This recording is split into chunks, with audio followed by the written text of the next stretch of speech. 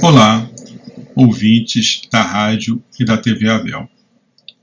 No estudo de hoje, sobre o Livro dos Espíritos, nós iremos abordar as questões 704 a 710, que estão no capítulo 5, da Lei de Conservação, Meios de Conservação. Vamos pedir ao Pai de Infinita Misericórdia que nos dê inspiração, que nos ajude, que nós possamos assimilar o estudo que hoje estamos recebendo. Graças a Deus. Pois bem, então nós estamos aí na parte terceira das leis morais, verificando da lei de conservação os meios de conservação. Essas questões, elas abordam aspectos muito interessantes, né, no que diz respeito aos meios de conservação, e nós vamos verificar que se Deus nos dá a necessidade de viver, Ele também nos provê, Ele nos dá os meios para tal. Vamos ver também que a Terra produz, né, o bastante para o nosso necessário. Vamos verificar o que são bens da Terra. Nós vamos entender por que falta para alguns o necessário para a subsistência, enquanto outros têm em abundância. Aí nós vamos entender a prova da privação dos meios de subsistência. Nós vamos analisar também se matar um semelhante para matar a fome é correto. E vamos estudar também a alimentação nos mundos adiantados. Como é que é essa alimentação nos mundos adiantados? Pois bem, questão 704. Tendo dado ao homem a necessidade de viver, Deus lhe facultou em todos os tempos os meios de o conseguir? Então, eu tenho a necessidade de viver. Fui criado por Deus, preciso viver, preciso estar aqui para progredir, estou aqui na Terra, e eu preciso viver, preciso sobreviver. Deus, Ele me deu os meios de conseguir isso? Olha o que os Espíritos responderam. Certo. E se Ele os não encontra, é que não os compreende. Não fora possível que Deus criasse para o homem a necessidade de viver sem lhe dar os meios de consegui-lo. Essa a razão por que faz que a terra produza de modo a proporcionar o necessário aos que a habitam, visto que só o necessário é útil, o supérfluo nunca é. Então, nós vimos aí nessa resposta que Deus, Ele vai dar sempre os meios de eu conseguir me manter. Né? Se eu não encontro esses meios, é porque eu não os compreendo. Então está me faltando alguma coisa. Me falta tecnologia, me falta avanço moral, para eu entender, né, o que eu tenho que fazer para conseguir me manter. E outra coisa interessante na resposta é que eles indicam que só o necessário é útil e o supérfluo nunca é. Pois bem, como começou essa história no nosso planeta, né, da agricultura? No primeiro momento, a humanidade ela era caçadora, coletora, né, caçava ali os animais que estavam ali por perto, comia algumas frutas, umas plantinhas, e ela passou desse estágio de caçador e coletor para agricultor. Dizem aí os estudiosos, os arqueólogos, os historiadores, que isso surgiu há mais ou menos 12 mil anos atrás e que uma das primeiras culturas foi a cevada, né, que os seres humanos começaram a plantar e a colher. E uma coisa interessante é que eles verificaram que isso aconteceu em diversas partes, né, do planeta, numa mesma época, em grupos sem conexão alguma. Então não havia naquela época meios de comunicação, não havia meios de transporte efetivos e houve um boom, né, num determinado momento. Várias pessoas em várias partes do planeta, várias culturas diferentes, começaram a plantar. Isso nos dá a ideia né, de que ou isso era inato, né, um fenômeno que o ser humano já trazia inato e por algum motivo, de repente, eclodiu uma necessidade. Isso é o que cientistas entendem. E, para os espiritualistas, claro, isso aí nós já trazíamos ou fomos inspirados. Evidentemente que, sendo espíritos, né, nós preexistíamos antes de encarnar, como caçadores-coletores, então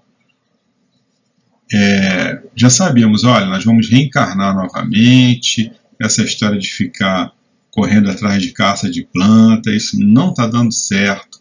Então, os mentores nos auxiliavam, incutindo no nosso psiquismo essa ideia da agricultura. Quando nós encarnávamos, nós já trazíamos essas ideias, e ao longo do tempo, evidente, ali no dia a dia nós éramos inspirados, nós somos alunos, nós temos os nossos professores e estamos constantemente sendo inspirados por esses mentores.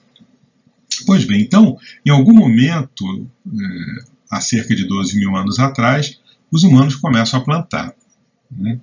E essa agricultura ela foi inventada, né, entre aspas, ao longo da história humana em diferentes partes do mundo. Mas, segundo os historiadores, surgiu pela primeira vez numa região chamada de Crescente Fértil, que é a confluência de alguns rios ali no Oriente Médio.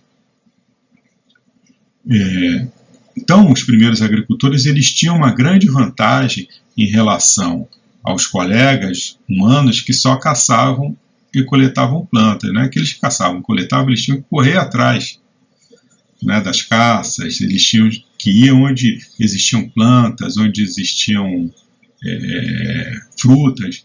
Evidentemente que num primeiro momento eu tinha aquilo tudo ali, mas conforme eu ia consumindo, aquilo acabava. Então eu tinha que me deslocar. Então esses povos eles eram nômades, não estavam sujeitos às intempéries, aos perigos, né, de feras e outras tribos hostis, por causa desse deslocamento. Então, os agricultores que se estabeleciam no outro local, ao contrário, eles podiam ali fazer fortificações, fazer defesas, eles comiam melhor, eles se tornaram mais prósperos, mais numerosos, e graças a esse sucesso, a ideia de cultivar o próprio alimento e criar animais para o abate se popularizou. Tinha uma tribo nômade que, de repente, tinha contato com uma outra tribo de agricultores e os nômades viram que aquilo realmente, aquilo ali, bem melhor do que ficar correndo atrás aí de manada. Pois bem, no início da agricultura, 12 mil anos atrás, a população, estima-se, né, que era de poucos milhões de habitantes. Já no ano 1, depois de Cristo, isso aí já era 250 milhões, não é? Você tem uma população melhor alimentada, mais segura, evidentemente que você vai ver um boom populacional. Pois bem, no ano 1 depois de Cristo já bastante considerável, 250 milhões, mas hoje nós estamos aí na casa dos 7,8 bilhões e com uma estimativa aí de chegarmos a 9 em 2050. Não é muito tempo, não. Um dado interessante é que Emmanuel, em 1952, através da psicografia do Chico, no livro Roteiro, ele cita que a população de desencarnados era de mais de 20 bilhões de espíritos. E naquela época a população mundial de encarnados estava em torno de 3 bilhões. Então tinha 3 bilhões de encarnados para 20 bilhões de desencarnados. Então o total disso aí é 23 bilhões, né, de espíritos.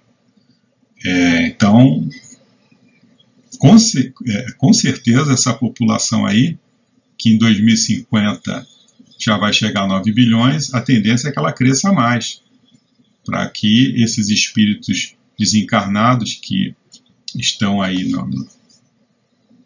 aguardando a sua vez, eles tenham essa oportunidade para evoluir. É evidente que deve haver, que existe, né, realmente esse intercâmbio, ou seja, uma hora eu estou encarnado, outra hora eu estou desencarnado, então tem sempre gente chegando, tem sempre gente partindo, mas a ideia é que eu consiga chegar a um número bem maior do que hoje temos aí. Então a gente vai ter que produzir bastante para conseguir alimentar essa população, que é a tendência, né? Esse aumento de população aí que é uma tendência que aconteça. Então Deus, ele nos dá a natureza, nós temos a necessidade de sobreviver, né? Ele nos dá os meios de conseguir isso. Quais são esses meios? A natureza, né? Ele nos deu a inteligência, ele nos deu o livre-arbítrio, para que através do nosso trabalho, das nossas escolhas, nós possamos nos manter e avançarmos na senda do progresso. Através das nossas tentativas e erros, nós vamos caminhando aí, procurando equalizar essa problemática aí da produção e consumo, que é sempre complicado.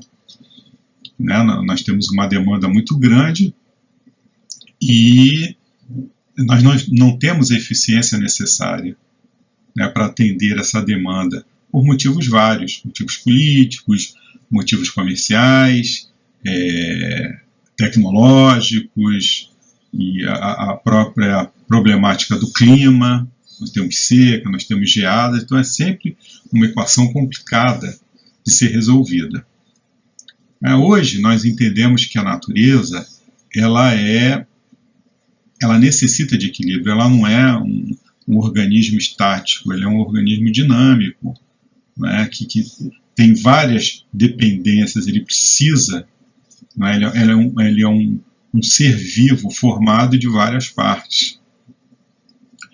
Então é preciso que nós tenhamos cuidado com isso. Nós estamos nos movimentando na direção de técnicas que não venham agredir, né, o nosso planeta, a nossa natureza.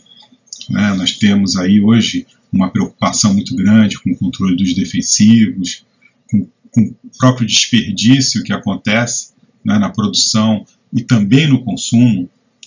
É bom nós termos isso em mente, que nós também somos responsáveis por esse desperdício na hora de consumir. Nós temos a mania de estocar, às vezes compramos mais do que necessitamos e aquele alimento acaba indo para o lixo, acaba se perdendo. Né? Outros cuidados aí com a poluição, né, em termos de poluirmos aí os nossos rios, o próprio lençol freático, e preocupações também com o desmatamento. Então, através das nossas tentativas, dos nossos erros, nós vamos aprendendo. Nós estamos vivendo aqui no planeta, esse planeta não é um barco sem leme. Nós sabemos que quem está nesse leme aí é Jesus. Então, por mais que nós cometamos erros, existe um planejamento, existe um suporte para que esses erros eles não sejam erros definitivos, né, que coloquem em risco aí todo esse planejamento. Né? Então, é preciso também a gente não entrar em pânico. Nós temos que fazer a nossa parte, né, mas a gente está caminhando.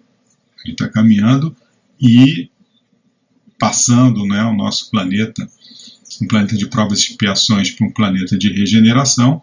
Evidentemente que tudo nesse planeta vai se melhorar. As técnicas agrícolas, a maneira com que eu cuido, com que eu enxergo esse ambiente, também muda.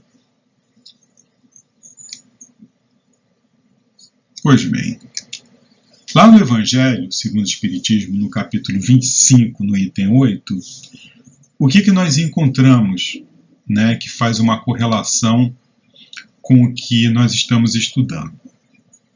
Olha só que coisa interessante. A terra produzirá o suficiente para alimentar a todos os seus habitantes, quando os homens souberem administrar, segundo as leis de justiça, de caridade e de amor ao próximo, os bens que ela dá. Quando a fraternidade reinar entre os povos, como entre as províncias de um mesmo império, o momentâneo supérfluo de um suprirá a momentânea insuficiência do outro, e cada um terá o necessário. O rico, então, considerar-se-á como um que possui grande quantidade de sementes. Se as espalhar, elas produzirão pelo cêntuplo para si e para os outros. Se, entretanto, comer sozinho as sementes, se as desperdiçar e deixar se perca o excedente do que haja comido, nada produzirão e não haverá o bastante para todos. Se as amontoar no seu celeiro, os vermes as devorarão. Daí o haver Jesus dito: não acumuleis tesouros na terra, pois que são perecíveis, acumulai-os no céu, onde são eternos. Em outros termos, não ligueis aos bens materiais mais importância do que aos espirituais, e sabeis sacrificar os primeiros aos segundos. A caridade e a fraternidade não se decretam em leis. Se uma e outra não estiverem no coração, o egoísmo aí sempre imperará. Cabe ao Espiritismo fazê-las penetrar nele. Penetrar o quê? A caridade e a fraternidade no coração dos homens. Então, essa é a função primordial do Consolador Prometido, né? Fazer com que a caridade e a fraternidade ela penetre nos nossos corações. E esse é o nosso problema, é o egoísmo, né? Por isso que a gente não chega a equalizar, né, essa problemática da produção e do consumo, porque o rico ele vai consumir em abundância os melhores produtos, os melhores alimentos, e aquele que necessita não tem condições de adquirir e fica aí à míngua. E, enfim, mas é o caminho que nós estamos indo, né? Nós não podemos nos desesperarmos, porque nós estamos nos melhorando. Evidentemente que isso aí leva tempo, né? Mas as coisas não acontecem hoje em dia por causa da política, por causa dos interesses comerciais, mas a gente não pode esquecer que político, os poderosos, eles não são uma classe humana distinta, somos nós. É porque nós não estamos lá, nós estamos aqui. Mas será que se nós estivéssemos lá na posição de poder de tomada de decisão, nós estaríamos realmente agindo sem egoísmo? Então isso aí é uma conquista, né, de todos nós, uma conquista social. Uma coisa interessante, né? A caridade e a fraternidade não se decretam em leis, né? Então isso é uma coisa que tem que vir de dentro de cada um de nós. O dia que nós formos realmente bondosos, caridosos, o reflexo que isso vai dar na política, nos poderosos, é grande, vão ser os nossos representantes. Hoje em dia nós temos aqueles que representam a maioria de nós lá, que são os egoístas. Nós somos egoístas ainda, mas nós estamos caminhando, não para a melhoria, para a reforma, e nós temos que ter consciência disso, e sem entrarmos em desespero, mas vamos nos educar em primeiro lugar, educar os nossos filhos, tentar educar aí aqueles mais próximos a nós, e nós vamos ter, evidentemente, uma sociedade mais correta, mais perfeita. Lembrando mais uma vez, esse ponto importantíssimo do Evangelho segundo o Espiritismo: a caridade e a fraternidade não se decretam em leis. Continuando. Próxima questão, questão 705. Por que nem sempre a terra produz bastante para fornecer ao homem o necessário? Olha o que eles responderam. É que, ingrato, o homem a despreza. Ela, no entanto, é excelente mãe. Muitas vezes também ele acusa a natureza do que só é resultado da sua imperícia ou da sua imprevidência. A terra produziria sempre o necessário se com o necessário soubesse o homem contentar-se. Se o que ela produz não lhe basta a todas as necessidades, é que ele emprega no supérfluo o que poderia ser aplicado no necessário. Olha o árabe no deserto. Acha sempre do que viver, porque não cria para si necessidades factícias. Desde que haja desperdiçado a metade dos produtos em satisfazer as fantasias, que motivos tem um homem para se espantar de nada encontrar no dia seguinte e para se queixar de estar desprovido de tudo quando chegam os dias de penúria? Em verdade vos digo, imprevidente não é a natureza, é o homem que não sabe regrar o seu viver. Então o homem acusa a natureza e, na realidade, o responsável pelo seu infortúnio é o resultado, né, da sua imperícia, da sua ignorância e da sua imprevidência também. Né? Nunca a natureza, porque se o homem aprendesse as técnicas corretas, se ele fosse previdente, né, guardando, sabendo regrar ali as suas necessidades, não haveria o desabastecimento. E uma outra coisa muito importante na resposta, mais uma vez, é o supérfluo, né? O homem empregando no supérfluo o que poderia ser aplicado no necessário. Então, quais são as prioridades? Nós temos que atentar para isso. Né? O supérfluo, ele nunca é útil, só o necessário que é. Então, será que aquilo ali, realmente eu preciso daquilo, é necessário? Então, às vezes estamos aplicando recursos aí em coisas absolutamente desnecessárias, quando o necessário realmente ele fica em segundo plano. Em verdade vos digo, o imprevidente não é a natureza, é o homem que não sabe regrar o seu viver. Então nós vivemos realmente sem regras. Né? Quanto mais eu tenho, mais eu quero abundância. Então eu acabo me perdendo nisso aí, além de doenças, né? Hoje em dia nós temos aí epidemias, né, de obesidades, consideradas já uma epidemia. Né? Por quê? Porque nós temos abundância, nós aí acabamos, ao invés de nos alimentarmos, nós estamos satisfazendo gostos. Né? A alimentação, ela é uma necessidade orgânica. É claro que pode ser uma coisa prazerosa, mas nós temos que saber os limites, né, do que está sendo prazeroso e do que está sendo necessário. Se eu focar só no prazeroso, tem que achar um equilíbrio. Eu vou me alimentar, pode ser algo prazeroso, tem que ser algo prazeroso, né? Afinal de contas, nós temos os nossos sentidos todos voltados para isso, para que eu me alimente de coisas boas que façam bem ao meu organismo, né? Então, por isso que nós temos o paladar, o olfato, para que eu consiga identificar o que realmente é bom de comer e o que não é.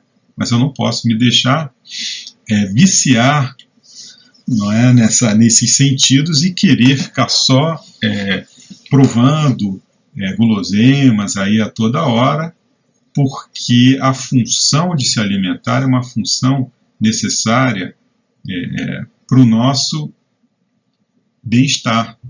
Então, se eu acabo passando do ponto, eu vou estar causando aí desequilíbrios. Nós temos uma mensagem interessante que eu achei por bem trazer, que tem a ver com o tema, da Joana de Ângeles, no livro Leis Morais da Vida, psicografia do Divaldo. Olha só o que ela nos traz. Há muito desperdício no mundo, fomentado pela faixa de miséria entre os homens. O que abunda em tua mesa, falta em muitos lares. O excesso nas tuas mãos é escassez em inúmeras famílias. O que te sobra e atiras fora, produz ausência em outros lugares. O desperdício é fator expressivo de ruína na comunidade.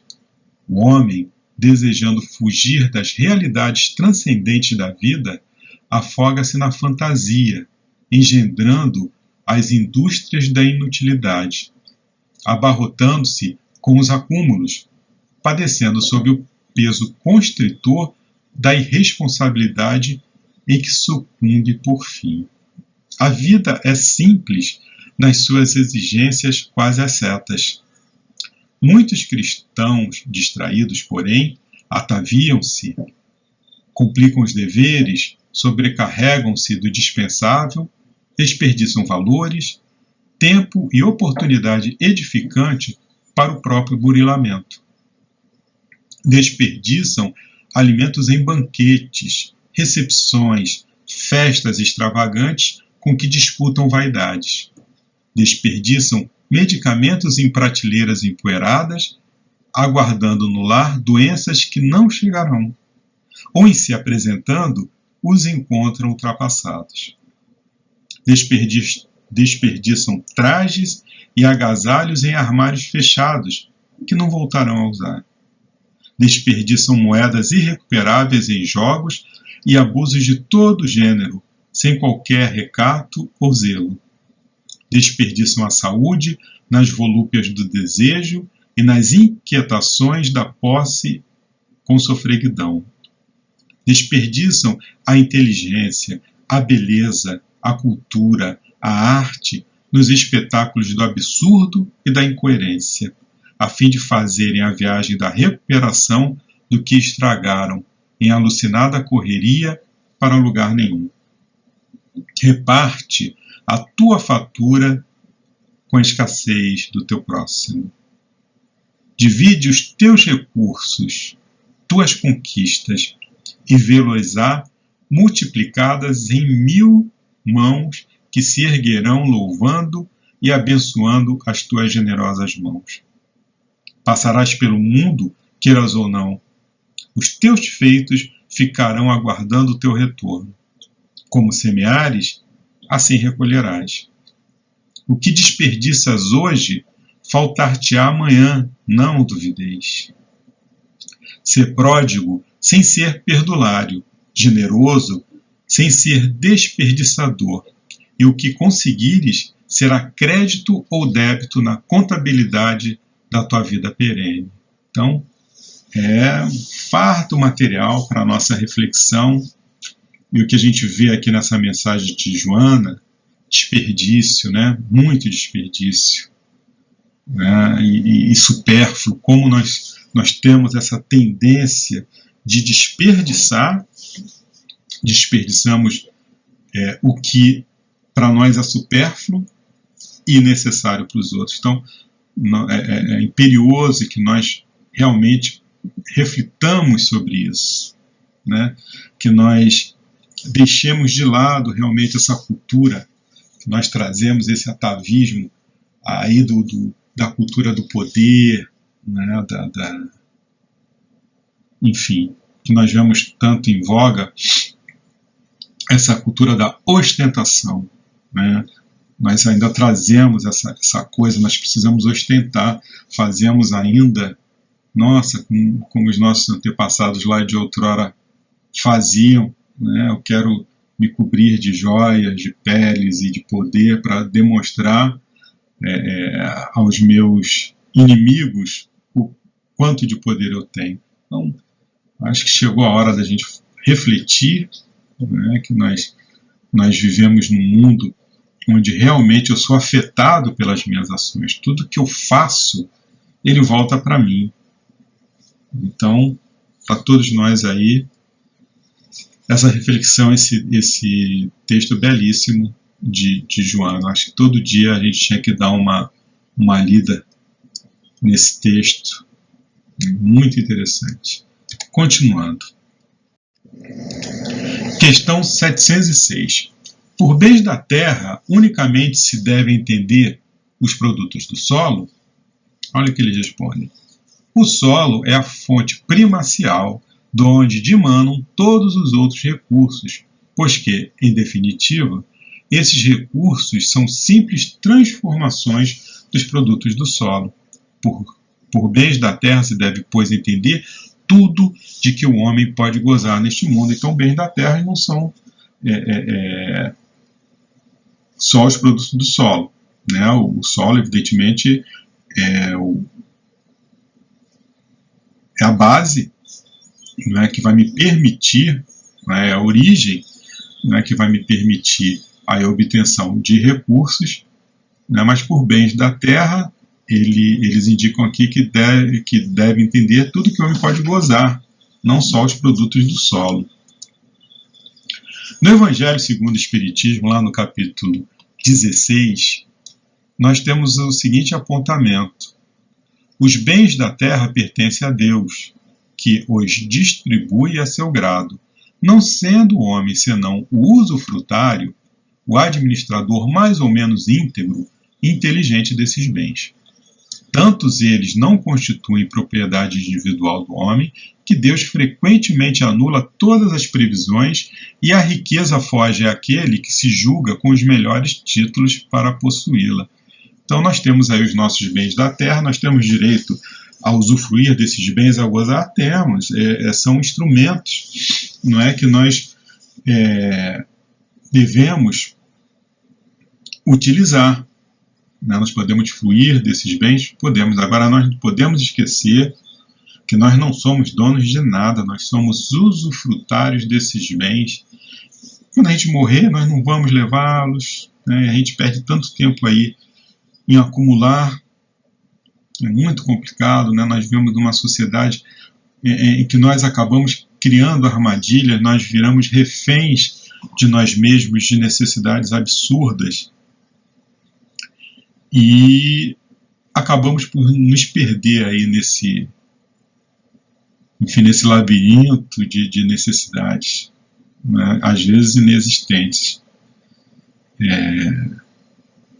acumulando sempre com medo do que vai vir amanhã, né? Do dia de amanhã. Então vou sempre acumular, e é aquilo que a gente leu lá, né? Estocamos remédio para doenças que nunca vão chegar, agasalhos para um frio que nunca vai existir, que nunca vamos ter a necessidade de usar, e acabamos realmente excedendo, não é? É uma tendência. É muito raro você ver, muito raro, né? Pessoas que têm muito, né? Têm condições, e não são acumuladores. Acho que quanto mais se tem, nós temos essa tendência, né? Nós parecemos aqueles esquilinhos que ficam guarda tanta semente, né? São tão gulosos que acabam guardando sementes aí a mais do que eles necessitam, e acabam, por fim, ajudando até a natureza a criar outras árvores. Mas o nosso acúmulo, ele não tem utilidade nenhuma. Só nos prejudica aos nossos, né? Nós temos que entender que nós não somos donos, nós somos usufrutários, nós somos administradores, né, daqueles bens. Então, eu tenho que pensar, eu tenho que raciocinar. Puxa vida, eu tenho isso aqui, é meu, me pertence. Não, não me pertence. Está temporariamente sobre a minha administração. Então, eu tenho que saber administrar bem esse bem, porque eu vou ter que dar conta desse bem, e a continuidade, a possibilidade de eu voltar, porque eu vou ter que voltar, né, isso é certo, mas será que eu vou voltar em condições melhores, em condições similares à que eu tenho, ou não? Será que eu vou voltar privado desses bens porque eu não soube administrar? Porque o mau administrador, ele não vai ter novamente a possibilidade de ter esses bens. Ele vai ter que aprender, né? Se ele foi um servo, né? Como nós temos lá na parábola dos talentos, que Deus nos dá os talentos, eu vou e não sei utilizar, eu perco esses talentos. Então nós temos que refletir sempre sobre isso. É um exercício, né? Nós trazemos as nossas viciações pretéritas, e nós temos que entender que precisa haver um movimento, né, interno, para que eu mude isso. Eu não vou deitar hoje e acordar amanhã. Eu não sou mais egoísta, olha que coisa, eu não sou mais orgulhoso, não. eu vou continuar egoísta e orgulhoso, mas eu vou começar a dar freios naquele meu egoísmo, naquele meu orgulho, eu vou começar a me movimentar e eu vou começar a me disciplinar e eu vou acabar assimilando esse tipo de comportamento, né, esse tipo de pensamento. O mau pensamento, nós já verificamos que, estando aqui encarnados nesse planeta de provas e expiações, é claro que eles vão aparecer e vão surgir, sem problemas, vão surgir maus pensamentos. O problema é não cultivá-los. Nós temos que repeli-los. Aí está, não é, o nosso esforço. E aí você leva isso para a tua vida, para tudo. Eu quero acumular? Para e pensa. Por que isso? Existe a necessidade. Tudo tem um porquê. Eu tenho que entender isso. Por que eu estou fazendo isso? No que eu estou me frustrando? Né? Quais são as minhas frustrações? Eu preciso me achar, eu preciso me entender, eu preciso me conhecer para saber o porquê das minhas ações. E se conhecendo, evidentemente, eu vou saber exatamente aonde eu tenho que trabalhar. E a tendência é que a gente achar que não precisa de emenda, né? Que nós não precisamos nos melhorar. Então, primeira coisa, que não é, se você achar isso, desconfia. Tá? Desconfia porque, na realidade, senão nós não estaríamos encarnados nesse planeta de provas e expiações. Continuando, questão 707. É frequente a certos indivíduos faltarem os meios de subsistência, ainda quando os cerca a abundância. A que se deve atribuir isso? Então, eu no meio da abundância, eu estou passando necessidade, né? O porquê disso? Olha a resposta. Ao egoísmo dos homens, que nem sempre fazem o que lhes cumpre. Depois, e a mais das vezes, devem-no a si mesmo. Buscai e achareis. Estas palavras não querem dizer que, para achar o que deseje, basta que o homem olhe para a terra, mas que lhe é preciso procurá-lo, não com indolência, e sim com ardor e perseverança, sem desanimar ante os obstáculos, que, muito a miúde, são simples meios de que se utiliza a providência para lhe experimentar a constância, a paciência e a firmeza. Então, a falta dos meios de subsistência, ela se deve primeiramente ao egoísmo dos homens, que nem sempre fazem o que lhes cumpre. Então, eu tenho aí como fator preponderante da falta do que seja abundante, né, para uns e falta para outro, o que? Fator preponderante disso, egoísmo. Se não houvesse egoísmo, é claro que haveria aí uma equalização dessa problemática. Se deve também, agora, olha só, se deve também não é só o egoísmo, mas também as próprias pessoas que estão passando por aquela problemática. Para achar o que se deseja, é preciso procurá-lo, não com indolência, e sim com ardor e perseverança, sem desanimar ante os obstáculos, que são os meios de que se utiliza a providência para lhe experimentar a constância, a paciência e a firmeza. Então, essa moeda, eu tenho os dois lados da moeda. Tem o primeiro, o egoísmo, né? Eu tenho um outro aspecto que é o seguinte, eu preciso me movimentar também, eu que estou passando, eu preciso me movimentar. E aí nós vamos esbarrar num problema. Tem pessoas que, mesmo precisando, elas não têm a mínima condição. Né? Nós temos que entender isso e levar isso em consideração. Tem pessoas que às vezes procuram e não acham. Então, se eu ficar só esperando, se todos fossem generosos simplesmente, não haveria progresso, porque aquela criatura que está recebendo, né, se ela também não se movimentar, ela não progride. Então eu tenho que ter as duas coisas. eu tenho que ter eu tenho que ter a caridade, mas eu tenho que ter por parte da pessoa que está recebendo também essa vontade de sair daquele problema, daquela situação em que ela se encontra. Né? Os obstáculos que nós encontramos, olha aqui, são os meios de que se utiliza a providência para lhe experimentar a constância, a paciência e a firmeza. Então, nós precisamos ajudar. É a nossa obrigação, é o nosso dever ajudar. Lembrando que nós somos administradores dos bens. Então eu tenho que saber administrar bem aquilo. Eu que estou recebendo, em contrapartida, eu tenho também que fazer o meu exame de consciência e saber se eu estou fazendo tudo o que eu podia fazer, não é, para resolver esse problema. Então, é claro que nós vivemos numa sociedade, se essa sociedade é egoísta, é evidente que nem todos vão ter acesso a tudo. Né? Mas também tem aquela problemática. Será que eu corri atrás? Será que realmente eu me esforcei? Tem indivíduos que realmente, como eu já disse, não têm a mínima condição. Isso é um caso à parte. Né? É um caso à parte. Então, tem casos muito complicados que nós não devemos julgar.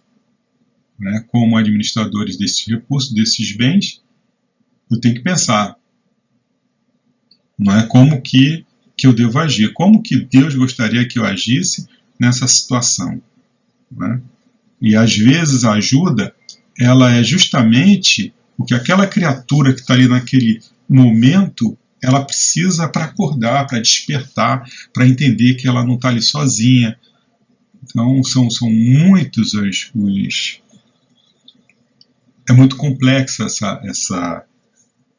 essa problemática, e a gente aprende aí no dia a dia, nas experiências que temos, que a gente não deve julgar, porque são problemas assim, cada um, né, daqueles irmãozinhos que estão em situação de penúria, só eles realmente podem dizer o que estão passando. Então não nos cabe julgar.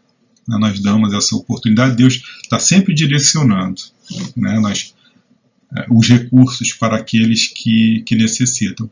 E nós somos instrumentos, evidente, não é, da justiça divina, da caridade e do amor. Perdão. Continuando.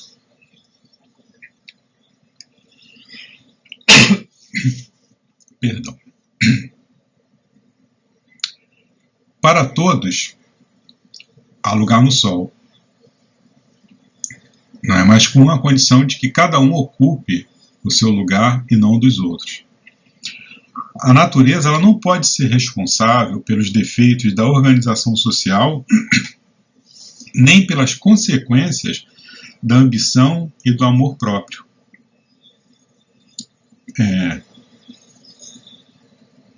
Os esforços, não é, que graças aos esforços da ciência e da filantropia, é que nós temos aí a melhora da condição material dos homens.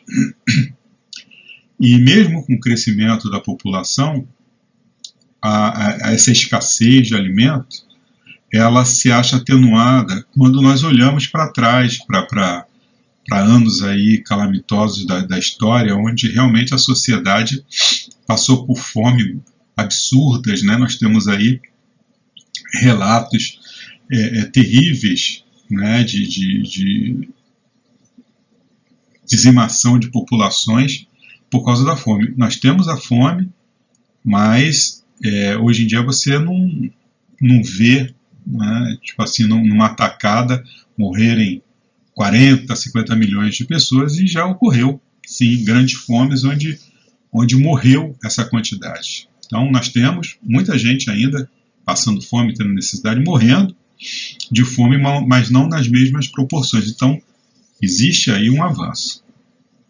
Por toda parte, a ciência contribui para acrescer o bem-estar. Poder-se-á dizer que já se acha chegada à perfeição? Não, certamente. Mas o que já se faz deixa prever que, com perseverança não é? A gente vai conseguir. Se o homem se mostrar bastante avisado para procurar a sua felicidade nas coisas positivas e sérias, e não em utopias que levam a recuar em vez de fazê-lo avançar. Então, a gente precisa entender que nós somos responsáveis, né, por isso.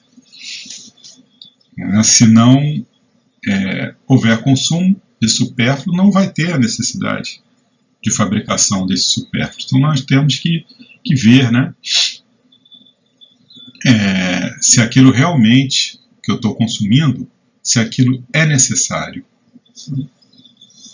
para mim. Continuando. Questão 708. Não há situações em as quais os meios de subsistência de maneira alguma dependem da vontade do homem, sendo-lhe a privação de que mais imperiosamente necessita uma consequência da força mesmo das coisas? Ou seja, será que aquela falta, aquela carência que eu tenho, ela depende só da minha vontade? Aí olha o que os espíritos responderam. É isso uma prova, muitas vezes cruel, que lhe compete sofrer e a qual sabia ele de antemão que viria a estar exposto. Seu mérito, então, consiste em submeter-se à vontade de Deus, desde que a sua inteligência nenhum meio lhe faculta de sair da dificuldade. Se a morte vier colhê-lo, cumpre-lhe recebê-la sem murmurar, ponderando que a hora da verdadeira libertação soou e que o desespero do derradeiro momento pode ocasionar-lhe a perda do fruto de toda a sua resignação. Então, a resposta aí já é bem clara, né? A privação, ela muitas vezes, ela independe, né, da vontade do homem. Pode ser uma prova que ele devia passar e que já sabia, né, se era uma prova, ele já tinha ideia, ele já sabia de antemão, e é meritório ele se submeter à vontade de Deus, isto é, né, obedecer às leis soberanamente justas e boas, né, como a lei de causa e efeito. Não é que eu tenho que me submeter à vontade de Deus. Deus fala, não, você tem que passar, né, eu quero que você passe, né, porque me apraz. Não. Submeter-se à vontade de Deus é submeter-se às suas leis soberanas, né? Então, a lei de causa e efeito, que faz com que cada um receba segundo as suas obras. Pois se a plantação é livre, a colheita é obrigatória. Nós estamos aí colhendo o resultado das nossas escolhas. E um caso que a gente traz aí de interessante, bastante interessante, que reflete bem essa questão, é o caso do Mário Sobral, né, lá do livro Memórias de um Suicida, né, um livro que foi através da médium Ivone, né, tendo como seu autor espiritual um escritor português que se suicidou, né, o Camilo Castelo Branco, e ele narra, né, no determinado trecho do livro, a primeira vez que ele visita esse amigo de infortúnio dele lá no Vale dos Suicidas, né, ficou com ele lá bastante tempo, também era suicida, o Mário Sobral, né, reencarnado em severas condições numa cidade populosa aqui no Brasil. Aquilo choca, né, o Camilo, né, aquela visão daquele amigo dele de outras épocas. E olha só a narrativa dele. Andrajosamente vestido, pés descalços, crestados pela continuação do contato com as pedras e poeiras das estradas em que transita, mutilado das mãos, né? O Mário, ele havia espancado e assassinado a sua amante estrangulada, então ele reencarna sem as mãos. Cabelos, e foi ele que escolheu, tá? Esse tipo de punição. Cabelos ainda revoltos, despenteados, tal qual ouvíamos desde o Vale Sinistro, no Invisível. Traços fisionômicos semelhantes aos que conhecíamos no além. Enfermo e nervoso, atacado de estranha enfermidade que lhe tortura a traqueia como os canais faríngeos, o que o leva frequentemente a crises penosas, atraindo febre alta e tornando-o afônico. Vale lembrar que o Mário Sobral, ele matou a amante e ele cometeu suicídio enforcando-se. Daí essa problemática do Mário Sobral com o aparelho aí respiratório, traqueia, faringe, enfim. Sem família, né, porque outrora em Lisboa ultrajou o círculo familiar em que havia nascido, honrado e amorável, que a providência lhe permitira a fim de que, ao seu contato virtuoso, se munisse de boa vontade para realizações honestas. Pobre, miserável, mesmo faminto, porque não foi depositário fiel no pretérito dos bens materiais que o céu lhe confiara, antes dissipou-os, dele se valendo para a perversão dos costumes. Analfabeto, uma vez que universitário em Coimbra, na existência pregressa, não aproveitara para nenhuma finalidade nobre a rica cultura intelectual com que a ciência das letras o dotara. Antes, deixou-se resvalar para a improdutividade, conturbando-se na bruteza dos costumes e incapacidades morais para a edificação de si mesmo, como dos semelhantes. O que eu tinha agora sobre o meu olhar apavorado já não era aquele Mário cujo verbo brilhante e farto vocabulário encantava os companheiros de enfermaria, mas um infeliz mendicante que estendia súplicas à caridade dos transeuntes. Então, o que nós vemos aí? A história do Mário Sobral. É aquela história do depositário infiel, né, que recebeu os talentos lá do Senhor e não soube usá-los, perdeu, né, teve que reencarnar em condições terríveis, né. Isso aí foi o quê? É o resultado das escolhas que ele fez. Ele assassinou o amante, ele desonrou o lar, né, ele teve cultura, ele jogou tudo isso fora, ele não aproveitou de nada, né. Como que ele vai voltar numa próxima encarnação? Então, temos que refletir bastante sobre isso, bastante. Excelente leitura também, esse livro, né, Memórias de um Suicida, que já foi estudado aqui na nossa casa. Continuando. Questão 709. Terão cometido crime os que, em certas situações críticas, se viram na contingência de sacrificar seus semelhantes para matar a fome? Se houve crime, não teve este atenuá-lo a necessidade de viver que resulta do instinto de conservação? Então a pergunta aqui eu precisei matar um ser humano para me alimentar. Isso aí se deve à necessidade do instinto de conservação? Isso atenua o que eu fiz? Olha o que foi respondido. Já respondi quando disse que há mais merecimento em sofrer todas as provações da vida com coragem e abnegação.